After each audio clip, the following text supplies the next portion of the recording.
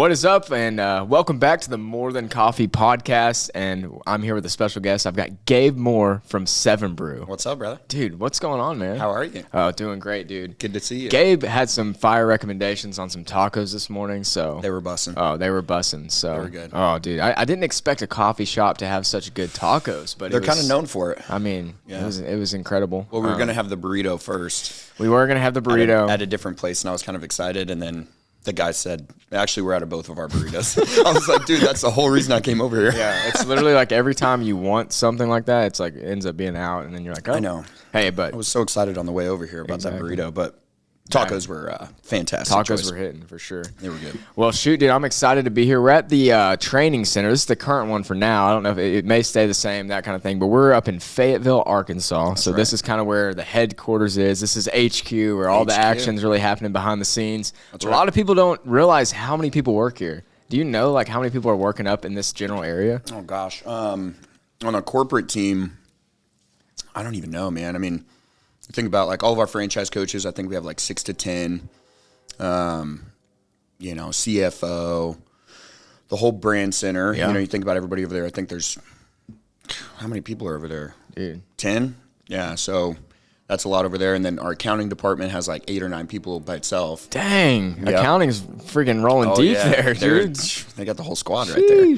Yeah, getting all of our books in order and making sure I pay my expenses. Submit my expenses, not pay my expenses. But yeah, anyway, man. So whole squad, dude, it's cool. And sure. Obviously like Jenna and Cece are in here. They do a ton for the corporate team, and regional managers pop in and out. So it's cool. But yeah, we're kind of transitioning to a new building, which will be cool because right now we kind of went the campus approach. It's like you walk over to the brand center, walk over to the training center, walk over to the accounting team. Yeah, essentially. I noticed that. Yeah. So we're getting everybody under the same roof. It'll be like 3 stories. Dang, we got the mansion now. Yeah, it's like 2 minutes down the road. Yeah, 7 so it'll Brew. be cool. That's freaking awesome. Yeah, getting everybody in the same building's gonna be cool. It's cool. It'll be good. It'll be good for the team. 7 Brew office vibe, you know. Oh, dude, that's gonna be great. And y'all even have we made drinks today. Like, what are you drinking right now? Ooh, man, what did I do? I did something weird. What I do? I did sugar-free pumpkin, sugar-free coconut, and sugar-free chocolate macadamia nut. Dang. And I did about 1 scoop of mocha mix. Yeah. So you get a little chocolatey hit. But it's not a whole mocha. Yeah. You told me about that mocha mix. That's right, man. The splash on there. That's it, just a splash, and then cold foam on top. Essential. And it's the cold brew. Yep. It's cold brew. Exactly. Yeah, I didn't even say what the you're drink was. good. Dude, we got cold brew now at 7 Brew. It's awesome. Everything's good. So cold brew with a little bit of mocha mix. Yeah. What'd you make? Dude, I went with the, I usually get like a blondie sugar-free with some white chocolate in there. This time I just went with the salted caramel and vanilla. Just breve, extra sweet though. Dude, can't beat it. Can't beat it, dude. Scoop of each. Oh yeah, scoop of each. Yep, for sure. I like breve's a classic, bro. You know the recipes. Come on. You got to do it. I did a scoop of salted caramel, scoop of vanilla. So that's good. Definitely went with that one. You can't go wrong. How many shots you put in there? Looks like just a dub. Yeah, I put a dub. I already had a dub this morning on the way up here. Throw it down. You'd be too jazzed up. And then, in case you need a little more energy, we got this delicious 7 Energy. We do. We have the 7 Energy out here. We've got the white can, sugar-free, blue can, regular. Super good energy. So definitely one of my go-to. I just like the sugar-free can, honestly. I just drink that all the time. So. Same. When I'm in the stand, I don't feel like messing up the machine flow or, stealing their syrups or whatever. I'll just pop one of those open. Dude. Kind of same situation with the LaCroix here. Yeah. Big LaCroix guy. Dude, yeah, you drink it just straight, though. Like, there's no flavor in anything. Yeah. Yeah, it's like a serial killer. People are like, what are you doing? I'm like, don't worry about it. That's crazy. You know the static channels? No, the static. That's what this tastes like. That's it. It tastes like a static channel. Yeah, like whenever you're flipping through and you can't get service. That's funny, dude. Yeah, that's what it tastes like. Yeah, I mean, sparkling water, I've never been a huge fan, but like you really like go for the straight, just pure sparkling water. Dude. I don't know what it is. Well, I will say Topo Chico is undefeated. I've seen that in the stores. That's my jam. I've never tried it. Oh, it's so good. Yeah. It's so good. Well, shoot, man. And then what's the other? San Pellegrino. It's okay. But we make all of our 7 fizzes with LaCroix, so it's readily available. Once again, I don't have to make the large ice cup of water. I just pop the top and, freaking get after it. Excite the taste buds. Oh, yeah. Excite the taste buds with the sparkling water. That's it, It just makes water. I guess it just is enhanced water, It just has a little sparkle to it, a little fizz. That's really all it is. Yeah. It's just not, every once in a while I go bottle water, or I'm just like, man, I need to just chug this 32 ounces of water. Yeah. You know, some of those days, especially in the summer. Oh, when it's hot. And you get your texters outside taking orders, and they're just like dying, you know. You got to bring drink carrier full of the large ice waters, hook them up. So make sure people are drinking waters. Dude, one thing I noticed that, you know, it's starting to get cold up here. We're in Arkansas, so it's starting to get cold. We got, you know, it was hot, and then like we got winter in like a week. It's like crazy. It just happened all at once. But so weird. Yeah, it is weird. But what I've noticed is people will forget to drink water when it's cold. That's true.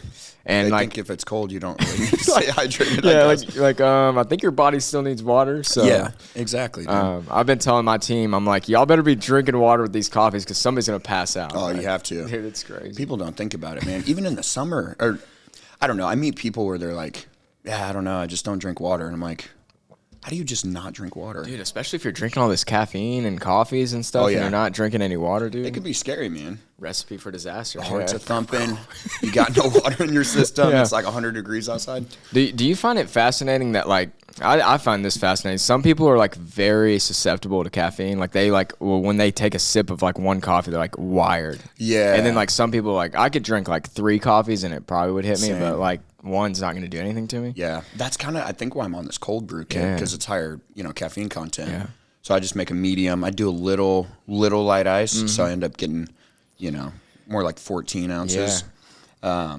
But yeah, dude, it'll get me jazzed up. Yeah, it's weird. We get a lot of, surprisingly, at my location, my 7 Brew store there in Searcy, we get a lot of. Shout out Searcy. Shout out Searcy, Come the on, baby. 7B mansion. If That's you haven't right. seen it, it's a lot different. It's a monster. Yeah, it's a friggin' renovated building. Yeah. So it's like double the size, right? Is it 1,000 square feet? I think it's 900. 900. Yeah, close to 1,000 maybe. And the normal footprint's like 512. Oh yeah. So. Yeah, walk-in coolers inside the building, full size. Yeah, so, like, it's pretty nice. I still haven't been to Searcy. Dude, you've got to come down sometime. Yeah, I mean, it's kind of in a random spot, but if you're ever like going that way, you know, definitely stop by. 100%. And like it's just all set up differently. So yeah, I remember seeing the floor plans, like the equipment floor plans when Jake was drafting it out. Yeah, before it actually got submitted to the city for approval. Yeah. I remember seeing all that, and Jake's like, "Do you think we should put the counter here or here?" And then what about this counter? And I'm like, "Dude, I think you've done a really good job laying out the equipment." And then obviously, you know, you have to follow those plans once they get approved and you do permitting and all that. So I remember seeing that come through, and I was like, "This thing's a gargantuan stand. It's massive." You could almost just take the front half and make it a normal size 7 Brew. But Seriously. we have a lot of room to move in there, so I could see it definitely being like we have an extra side for a machine where we could do videos, even stuff like that. Nice. Train people on, because dude, when we trained Searcy, that was crazy because usually when you're training the stand, you have to like split groups up because not everybody can fit in at one time. That's true. Searcy, everybody could fit in the building. Yeah. Like 25, 30 people at once. The whole squad in there. What is happening? You could do all your stand meetings inside. Technically, we could. It's just You guys still go somewhere else? Yeah, we still go. You know, kind of change up the vibe, get a little TV going where we can see a PowerPoint. That Get kind out of of thing. get out of the work zone. Yeah, no doubt. I get that for sure. But yeah, Searcy's cool, man. But what I was gonna say is mainly we get a lot of half calf. Really? Yeah. So like recently we've been getting like people like a little bit of espresso, but they don't want a ton. Yeah. So instead of just doing one shot, like just doing half the shots, they want to do decaf and espresso. Yeah. I guess they like the flavor. You know, you want the full flavor of a double shot, but you don't want the caffeine of a double shot. And some people are just more tolerant, to caffeine. I know people that like they drink one small coffee and they're like, I've got some bad anxiety right now. I'm like, dang, dude, like it got you like that. That's kind of nice.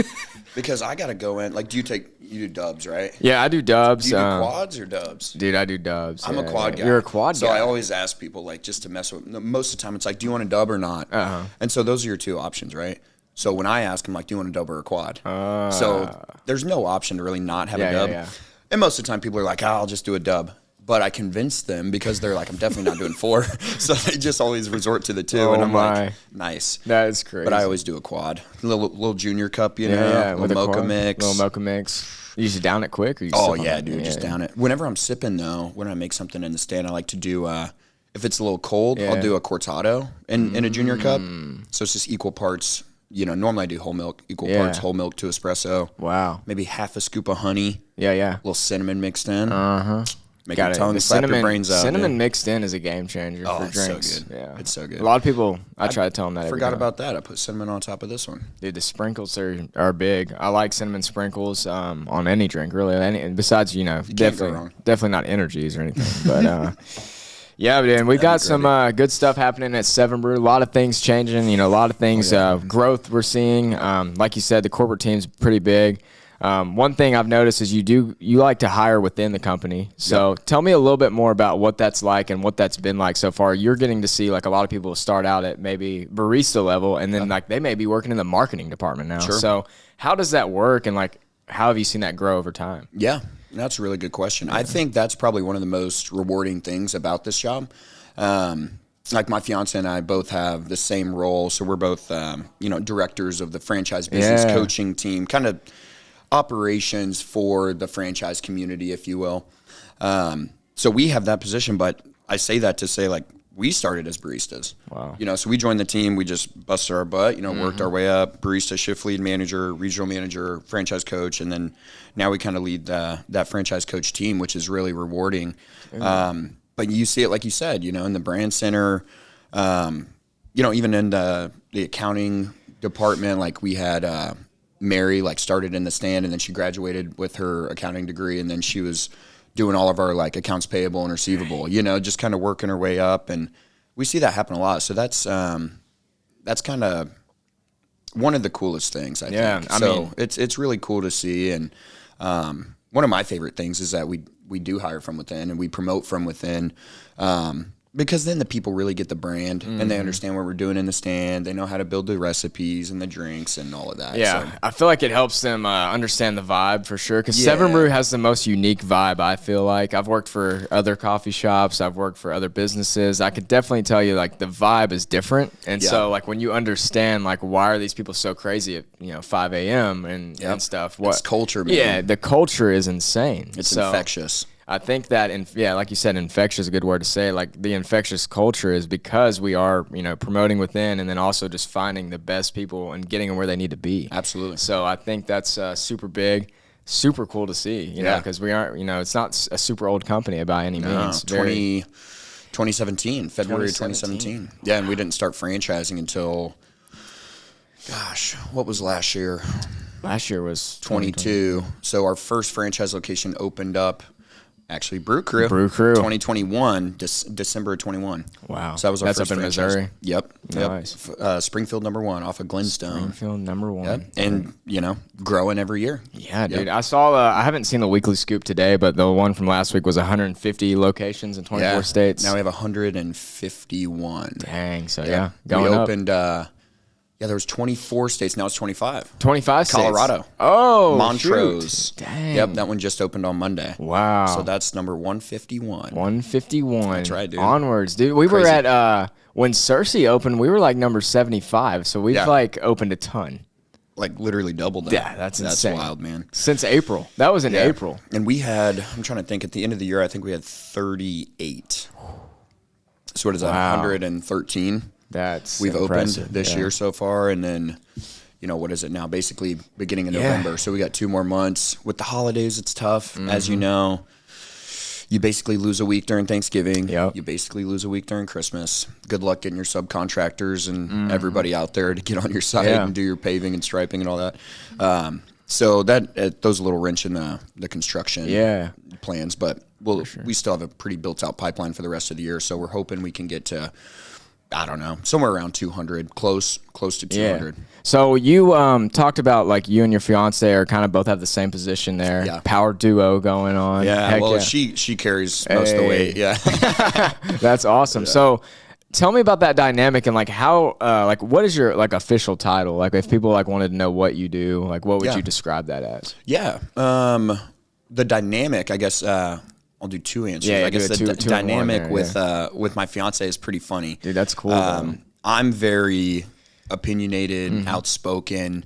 Some may say I'm, a little ornery, maybe butt heads with people a little bit, only if I'm passionate about what I'm doing. Yeah. And that's pretty much everything in my life. I'm very passionate. I'm very I'm either 100 miles per hour or I'm not. And that's where I'm at with this job. So that's what I do. And So whenever I get real fired up, or passionate, she kind of, she'll kick me under the table or something and be like, hey, tone it down. I'm like, yeah, you're right.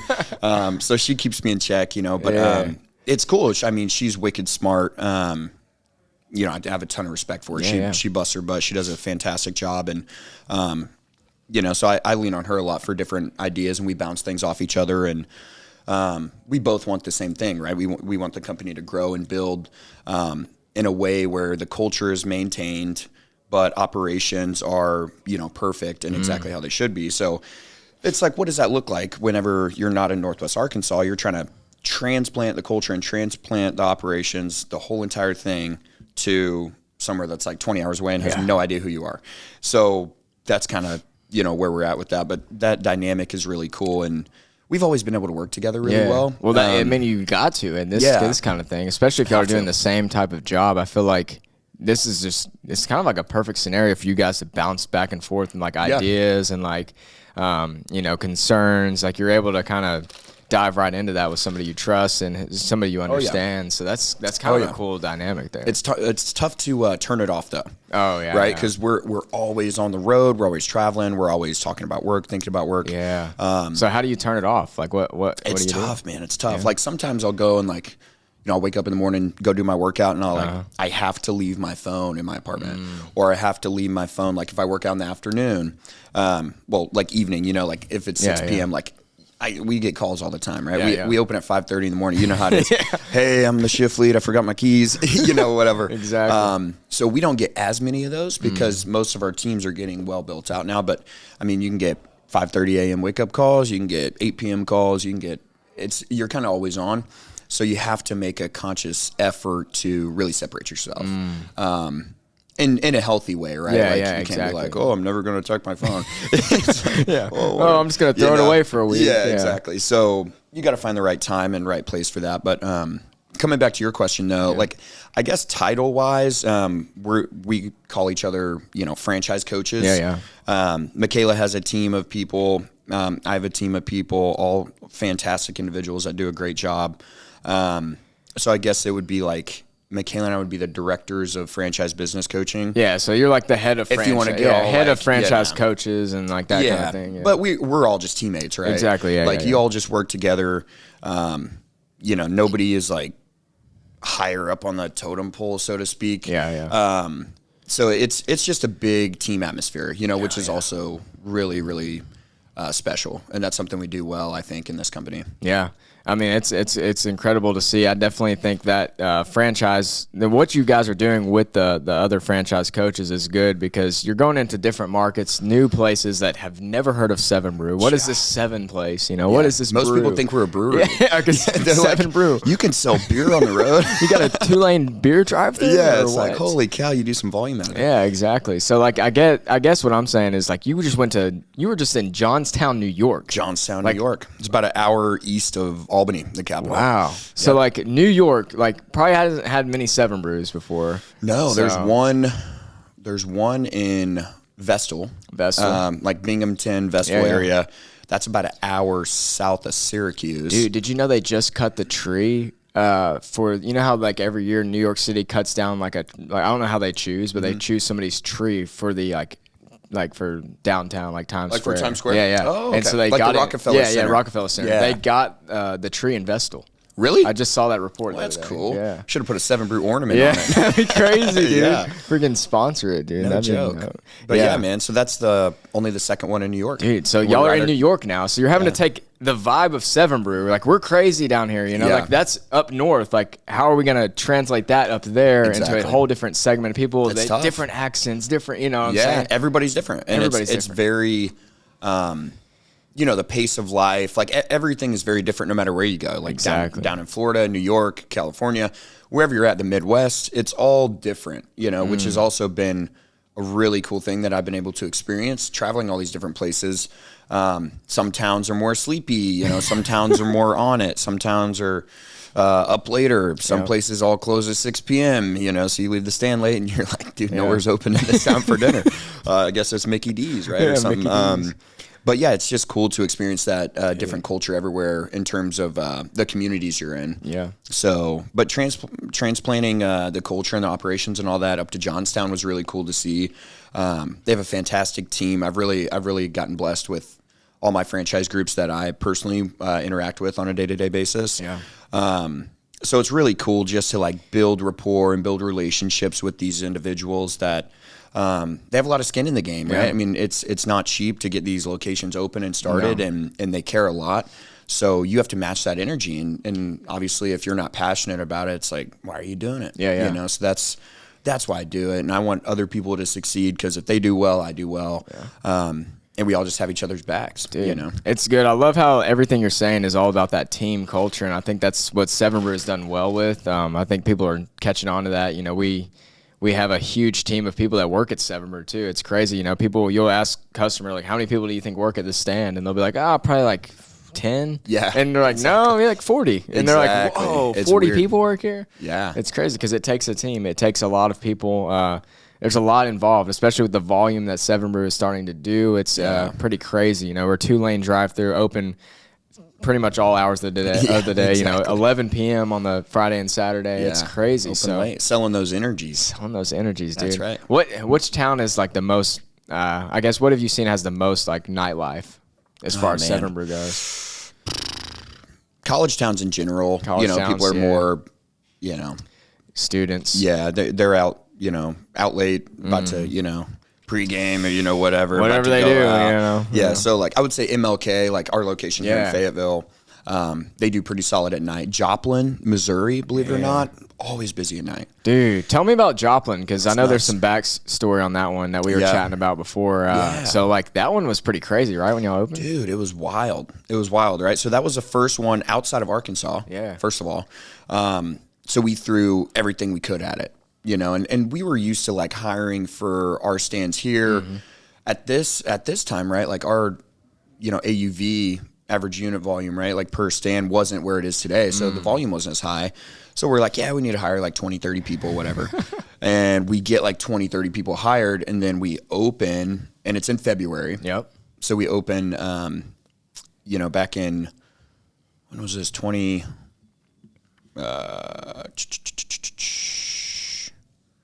trying to think, 2020. It had to be 2020. COVID year? Oh, gosh. No, I don't know. No, it had to have been, it was 2021. 2021. I think it was February of 21. Yeah. Yeah.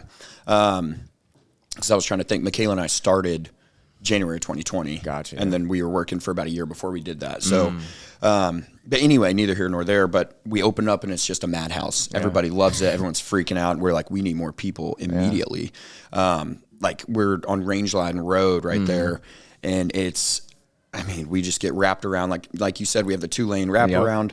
Originally, that site was supposed to be a zipper where 2 lanes would come in and then zipper into one. Gotcha. And we didn't know what we didn't know, right? So we were trying to figure out all the operations. We're like, the machines, right? Like how we do it now, it's like lane 1, lane 2. Yep. And you make your independent lane until you get slow enough, and then you do both lanes.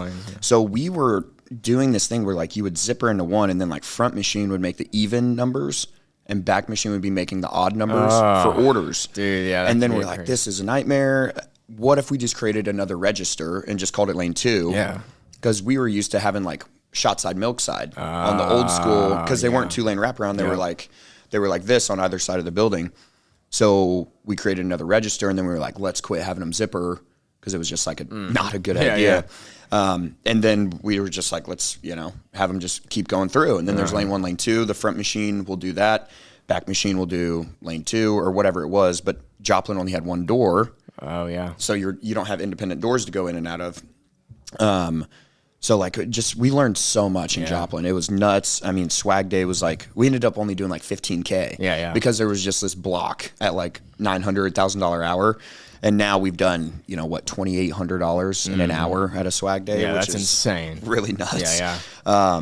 So man, we didn't have 3 machines. Yeah, there's like a lot of discovery going on. Yeah, we figured out tons in Joplin. Like that's kind of where, if I had to, pinpoint one pivotal moment, for the company would be Joplin. It's like the guinea pigs almost. Yeah, we were like, how do we do this? What else did y'all test out there? Like, so they only had, what, 2 machines? Mocha chiller. Oh. Got created in Joplin. Really? Yeah.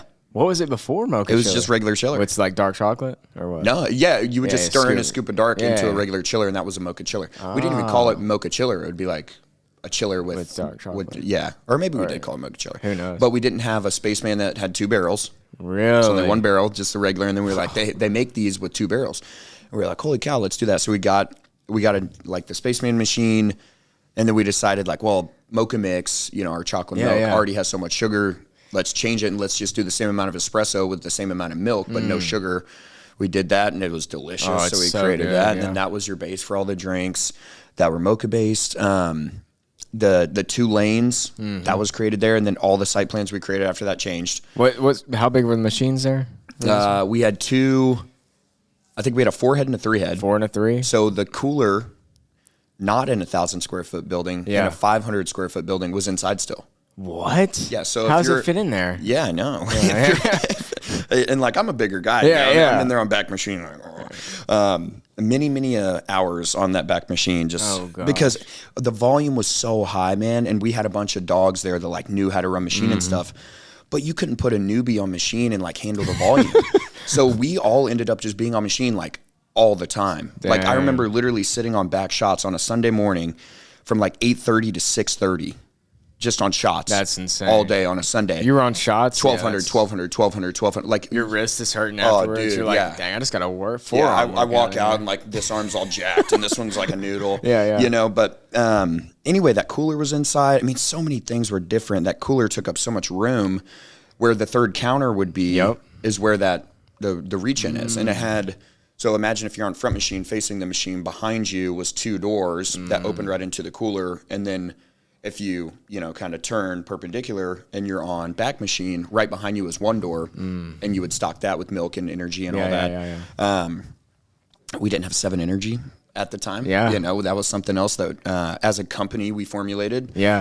We sent it down to a lab to have them create the flavors we wanted, and with the certain ingredients and all of that, and we tweaked it, and we're like, hey, a little more carbonation, a little less sweet, a little more sweet, a little less carbonation. We were mainly just using Red Bull before? Or? Yep. It was Red Bull, and we still sell it. It's an upcharge with, Red Bull's expensive, so we do a little upcharge on that. But yeah, we still sell that, but I'm a huge fan of the 7 Energy. Dude, the 7 Energy is really good. I mean, especially with the flavors, it looks better. Like if the colors pop. I don't know if this is in the shot or not, but if it is, this Ocean Breeze here, Ocean Breezy, it looks amazing with the 7 Energy. So good. Because it's like super blue. Blue Raz Coconut, baby. Gabe says he came up with the Ocean Breeze. I did. I didn't name it. Actually, one of our old managers at, what was that? Our second location ever, Central in Bentonville. I was there and I was like, so we have one with was it Brew Lagoon? Brew Lagoon. So it's Blue Raz Coconut and lime. I'm like, I can do without the lime. And I was thinking of like Ocean Water at Sonic, right? Oh yeah. But obviously we're not gonna name it Ocean Water. But I was like, man, this is so good. And like Ocean Water is a little different. It's like got the Sprite and it's like blue curacao or whatever. But this one, I was like, man, I always did Blue Raz Coconut. And I was like, what's something like Ocean Water or something? And then Lexi was her name. She was like, what about like Ocean Breeze? You were like, and I was like, by George, I think we've got it. So like, I was like, that's fantastic. And then this was kind of our whole, it's just cool being a part of something where you're like trying things and then it works. So we did this, right? And at that time, we also didn't have sugar-free Blue Raz. Really? And I was a huge proponent. I was pushing for sugar-free Blue Raz for so long, because now you can do the Ocean Breeze all the way sugar-free. All sugar-free. Because we ended up getting sugar-free Blue Raz because everyone was like, that's a great SKU we should add. We need to get that syrup, blah, blah, blah. And so we added that. But then this kind of became a thing too. I don't know, once again, if they can see it, but like we'll throw it up there. Our featured flavors. We also never did that. So we just decided, like, what if we just created a light box menu that just said like Ocean Breeze? And then people are like, what's that? And so we started doing these like different campaigns where people kind of had to start a conversation instead of like giving the customer everything they need to know. Let's take it back to person and that face-to-face interaction, just like we do all of everything else, right? Like, as you know, there's no speaker box. We come out with an iPad. We take your order. We take your payment. You pull up. We staff a position to literally stand at a table and talk to you. Like, And everybody in this space is like, you guys are crazy. That's a bunch of wasted labor hours, blah, blah, blah. But it works. And we can keep our labor dialed in because the volumes are high. And, I'd like to think it is because of that person-to-person interaction that people continue to come back. For sure, yeah. I was talking with some people at the university there in Searcy, just kind of asking them their initial impressions of Seven Brew, kind of getting some vibes from them because they're all coming, at that university, they're coming from all these different areas of the, U.S. So I want to hear what they're, because they've heard of these other competitors. They know of the main ones they're used to going to, but they're like, hey, what is Seven Brew? Everybody talks about the vibe, the culture, and everything like that. How do you think that vibe and culture also like plays into like because I know quality is huge for us. Yeah. But how do we keep it so like balanced where we're like providing high quality products and then also providing like the best vibes they're going to get anywhere? Yeah. Yeah. And a really good question. Because a lot of times you find places that do. Got a call coming in. Is that from my phone? I don't know. I think anyway, so. I just send him to voicemail. Send him to voicemail. Did I connect to the TV or is that my computer? Oh, anyways. Makes sense. I was like, how's that onto the TV? It's like, that's a very loud phone. Holy cow. But yeah. So I think, like I was saying, I think you find a lot of places that do one or the other really well, or they do both, but kind of, not as great in either capacity. But I think what we do is like our supply chain team and really like our team just in general, everybody's, bought into the idea of like, we want to have great quality products.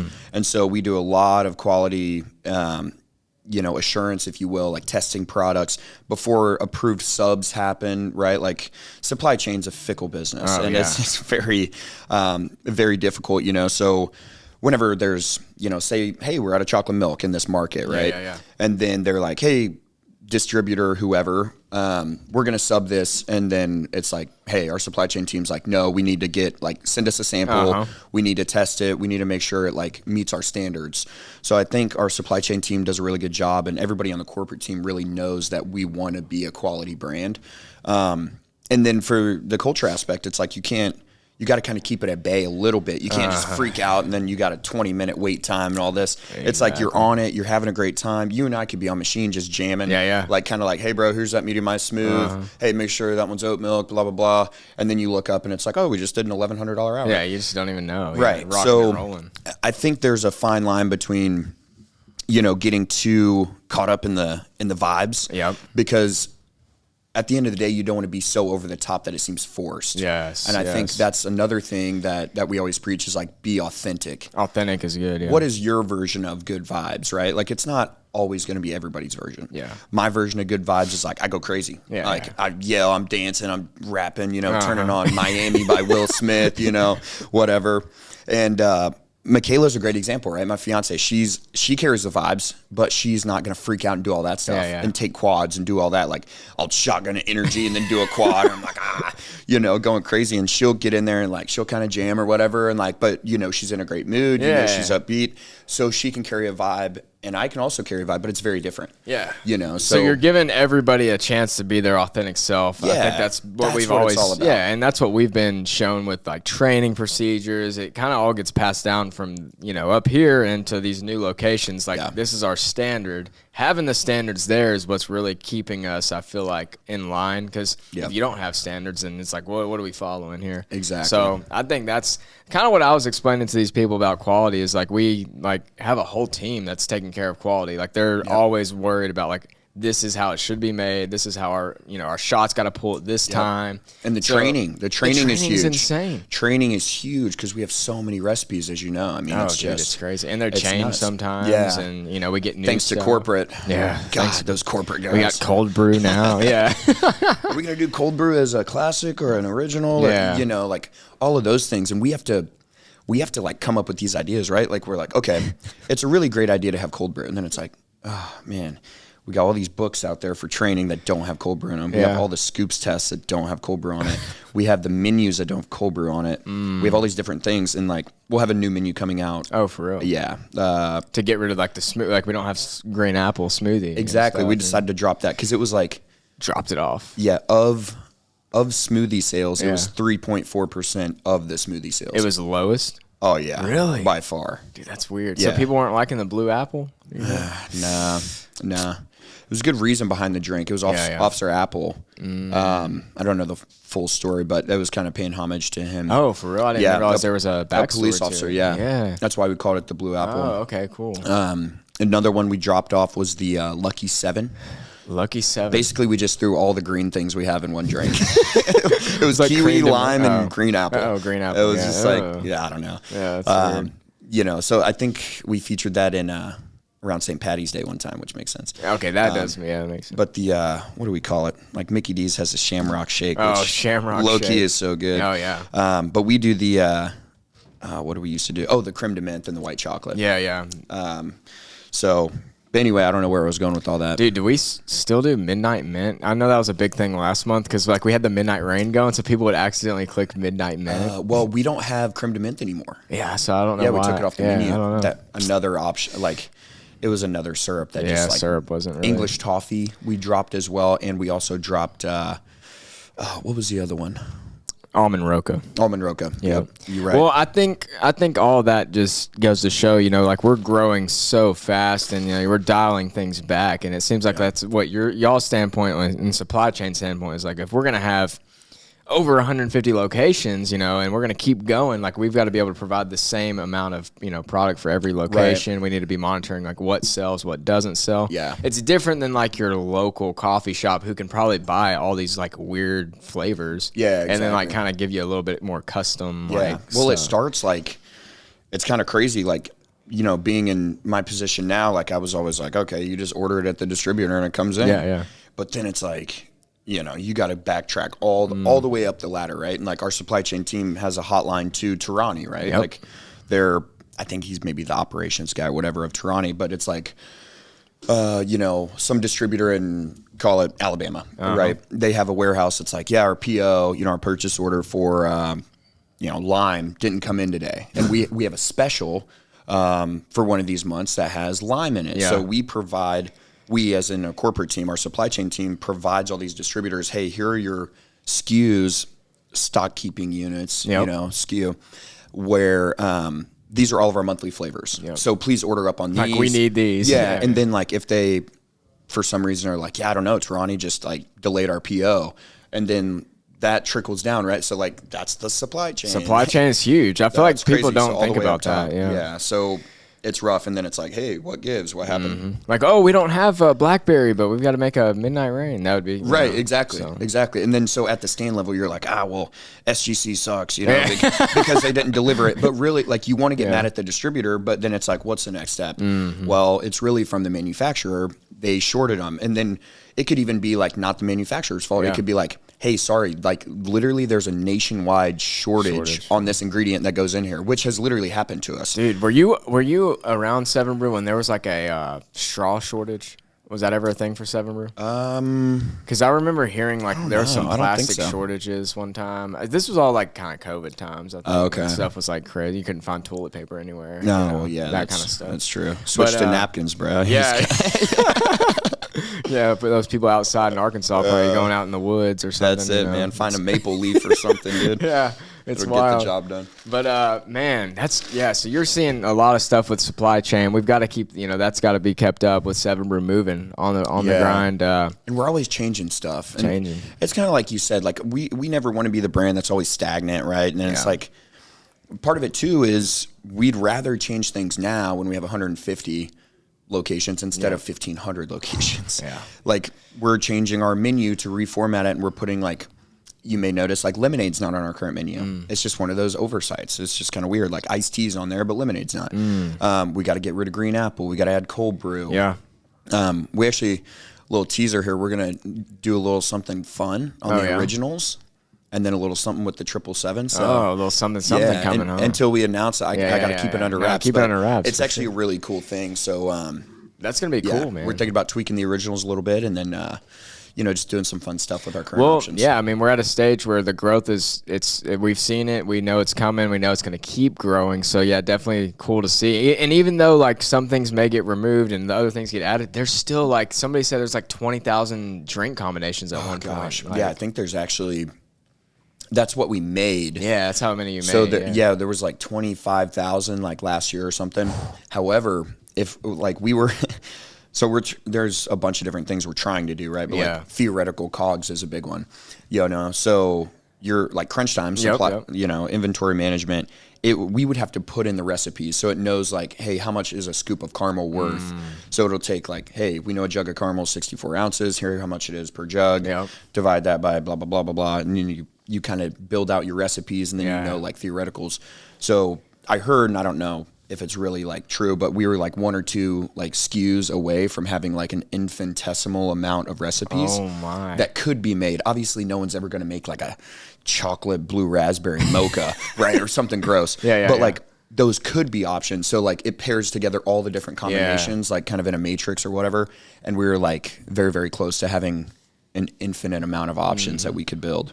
So it's kind of crazy. We have 46 different flavors. Wow. 13 of which can be sugar-free. Yeah. That's a lot of sugar-free. A lot of places more than other places, man. Like, I can't even find, like, a lot of places don't even have, like, sugar-free vanilla, which you would think is so like basic. One of the basic flavors. And that's one of our things that we really push is, like, like, you get tons of as sugar-free as possibles and just as sugar-free, like, full sugar-free. And we're able to do that not only with coffee flavors, but like a lot of our fruit flavors you can do all sugar-free now, which is really cool. And that's a huge thing for what we're doing with now. We have a lot of people that need sugar-free, a lot of people that need those different milk options that we have. So, you've got diabetic people that can't have sugar. You've got people that are on the keto diet. You got people that some are heavy whipping cream. Heavy whipping cream, dude. Heavy whip, bro. I've got a few of those that have to get that heavy whipping cream, but they. What gets me is when people do the heavy whip, but then they do no ice, filled to the top, and I'm like, that's thick. Just reminds me of like making Alfredo sauce. Dude, because I always use heavy whip.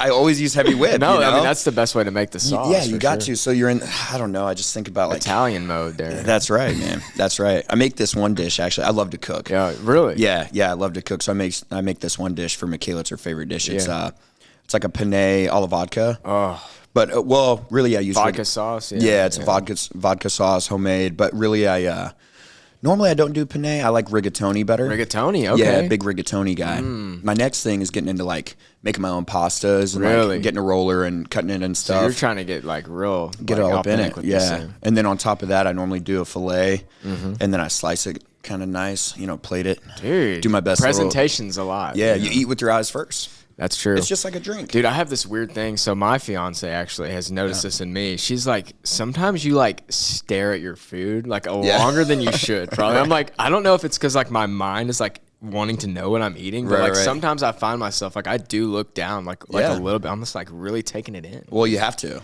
I just gotta enjoy it. Yeah, visualize an attack. Visualizing.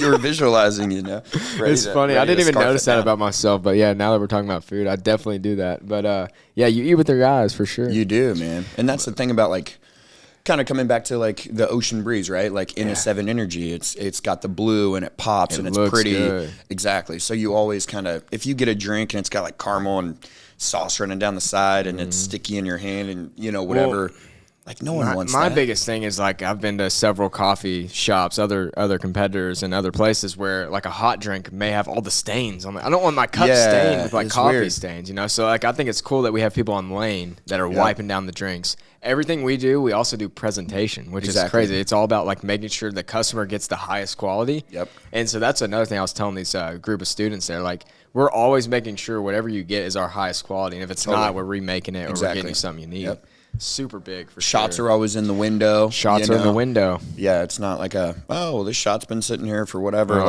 The crema's got to still be intact and look good for us to even serve it. Well, and we're pulling shots. Like this is like we're not no Keurig here. This is no automated like. Let's press a button. Exactly, dude. We're in there. Freaking grinding. It's the show. I think that's part of it too. Is like. We have all that glass, that allows people to see in and kind of be part of the energy, part of the show. And it's really at the end of the day, it's an assembly line, right? It's like everywhere else. Like you got, say we're making tacos, whatever. The tacos we ate this morning. Dude. Could have been me and you in there chefing it up. You got your, you pass it down, and then, for us, we have shots and milk. So it's really that's all it is. But that's another cool thing. It's just like a team that's on the machine. Yeah. And then you get through like your 4 hours, like open to 9 or whatever. And then you do your switch of positions and all that.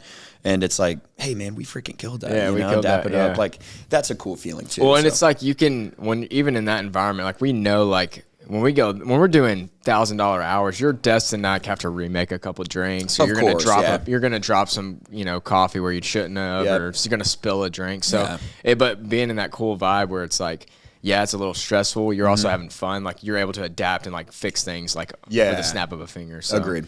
Which is super cool to see. By the way, are you a shots or milk kind of guy? Man, when I was in the stands more, like managing a stand or whatever, like I could get on any position and kind of rock it. Like shots and milk, I was kind of the same at both. What do you prefer? Like I prefer shots. Really? Yeah, I like to kind of lead the charge. To set up the team there. And I know well, it's kind of weird. We've gotten so many flavors and syrups and different things and reorganized the rack so many times now.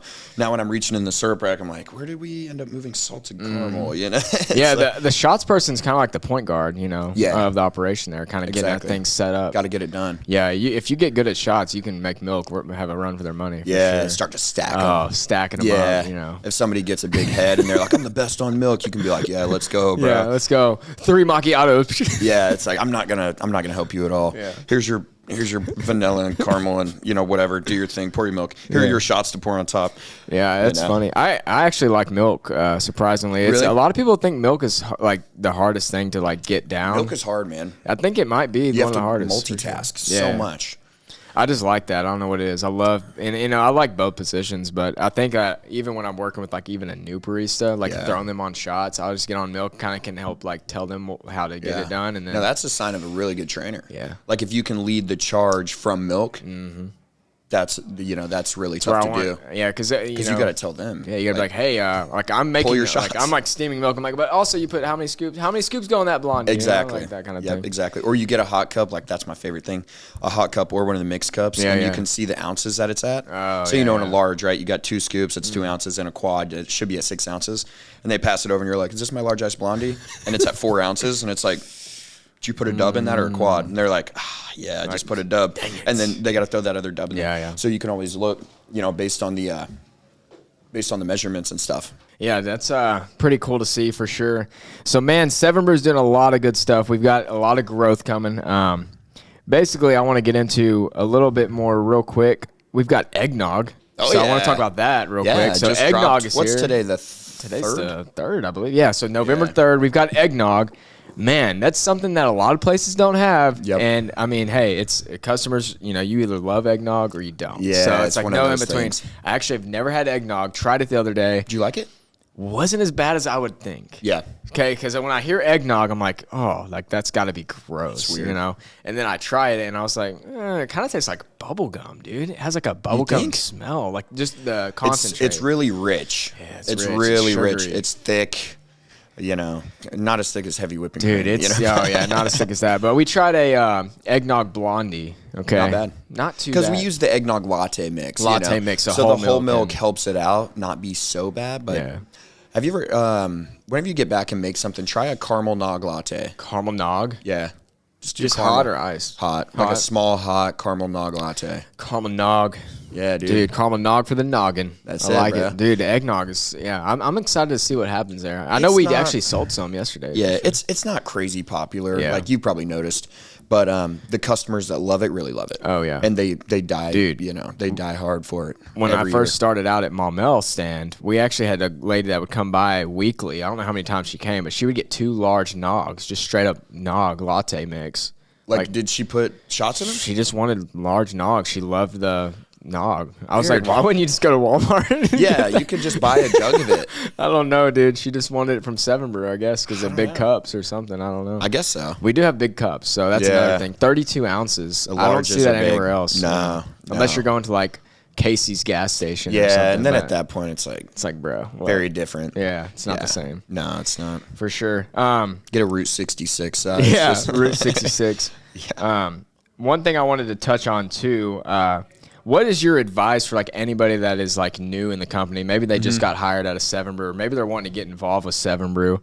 What would you tell them about starting out and like say like they don't know what they want to do with their career right now? Yep. Like, how would you just explain? Like we've talked about the opportunities, but like, what would you say to them to like kind of encourage them to stick on board with 7 Brew, maybe take it more serious as like an option? Because I think a lot of people, like we have people that even at my location that are graduating college, but they don't even know what they want to do. But they're like, is there actually opportunities with 7 Brew? And I'm like, dude, I'm telling you there is, but like I can get other people to tell you too. So let's see, like, what would you say to those people as far as like what the opportunities are like coming?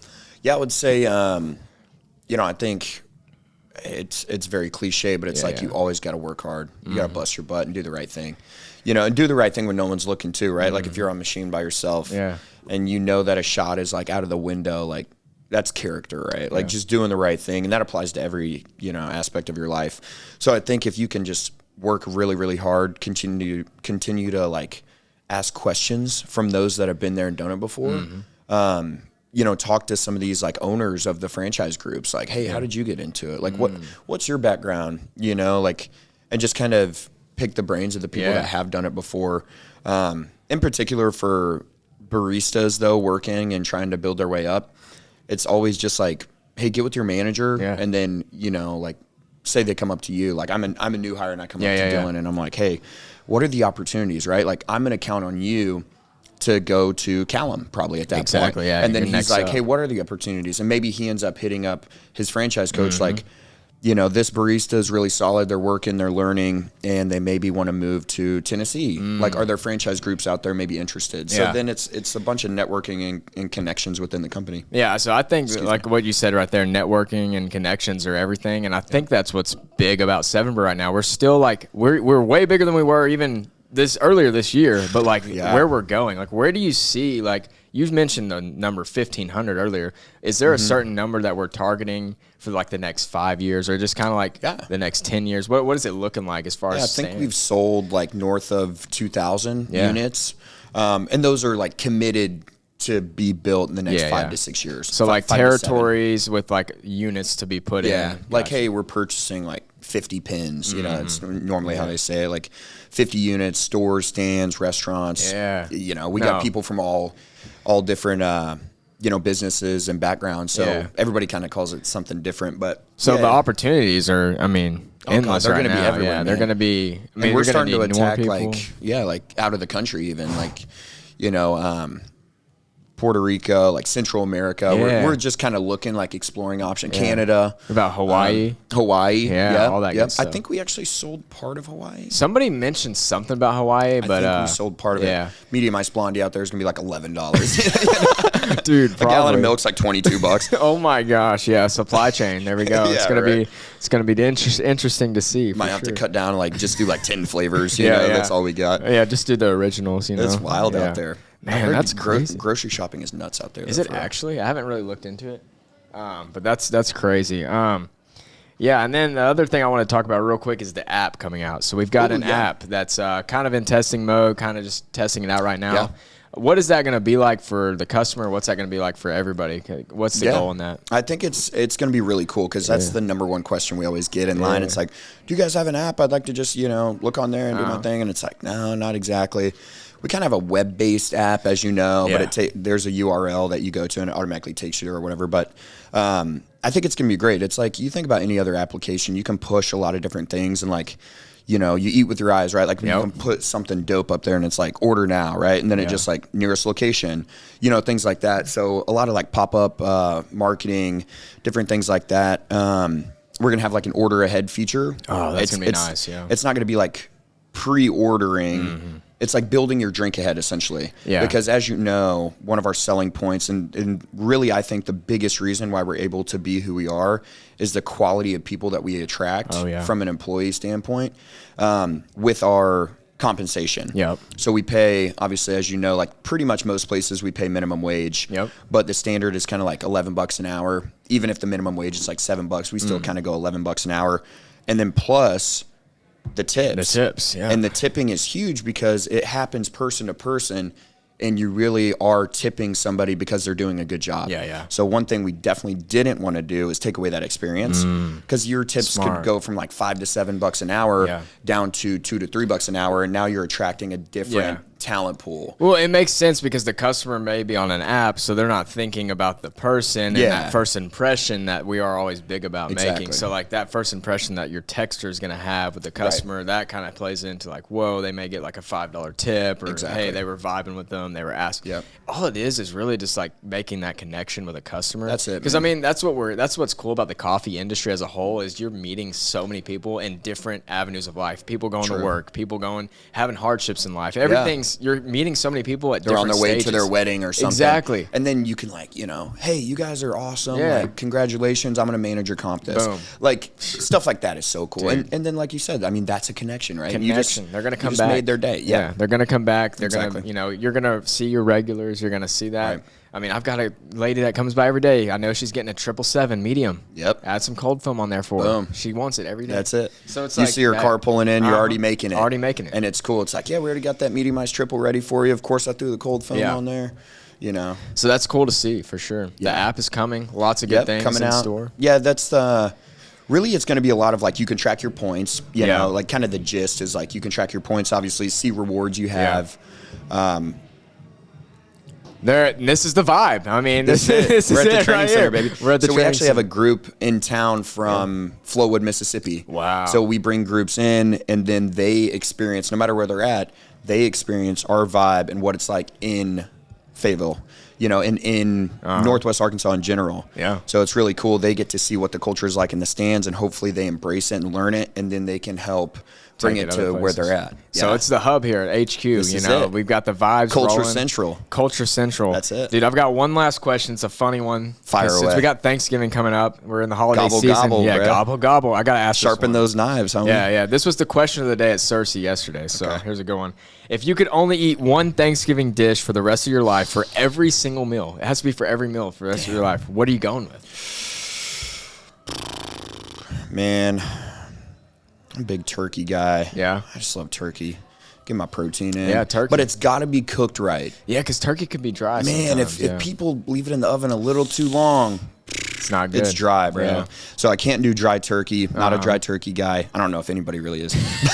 But I would probably say turkey. I'm just... You gotta get the protein, too. I'm a carnivore, I could eat red meat every day. And everyone's like, I feel bad if I eat ground beef or steak or whatever. I'm like, dude, just give me a 16-ounce ribeye every day. Dude, that'd be nice, right? Yeah. Yeah. So... be eating like LeBron James, dude. That man's probably down in the steaks every day. Oh, God, Private chef. And those athletes, dude, are no he's like joke. 75 years old and he's still in the NBA. He's like, he just had a triple-double, dude. Yeah, I just saw Austin Reeves throw a lob up to him the other night. Oh, crazy, like, bro. Going on? He's still got those hops, but... Yeah, man. Yeah, steak's good, but dude, that's a good answer. I went with ham, but okay. I'm a big ham guy. See, I guess I just kind of forget about ham because historically my family's always done the turkey. Done turkey, yeah. Yeah, but ham's great too. Ham's good. Yeah. Little salty though. If you had to eat that for every meal, it would kind of run your sodium up. My mom does the stuffing actually that I might change my answer. Dude, now. no, I had a guy tell me yesterday. He said I would do my great grandma's dressing. Yep. It's always got to be the grandma. Dressing is stuffing, right? Yeah, stuffing, dressing, same thing. Yeah, okay. Just can't be out of the box. That was a southern thing that I learned. Like I'm from North Florida, so it's like kind of southern, but not really. It's like you're in Florida, so that's southern, but like the panhandle is kind of like Alabama. I don't know, it's weird, but stuffing, dressing. That's weird, the vernacular. Dude, it's weird, yeah. Definitely good stuff, though. We got Thanksgiving coming up. We got Christmas coming. We got the app. There's all kinds of stuff happening at 7 Brew. Just going to keep growing. Rocking on. So, at 151 locations. That's right. Right now, it's going to be different at the end of the year. It's going to be different next week. It's crazy. But, man, this has been good. It's been awesome. Thanks for having me, Yeah, bro. appreciate you letting me come up here and try this out, for sure. Absolutely. We'll have to do it again sometime. 100%. Heck yeah, man. Appreciate you, bro. Sweet. See y'all. We give it all, no taking that loss. Yeah, dripping in sauce. Feel like I lost it. Give me the ball.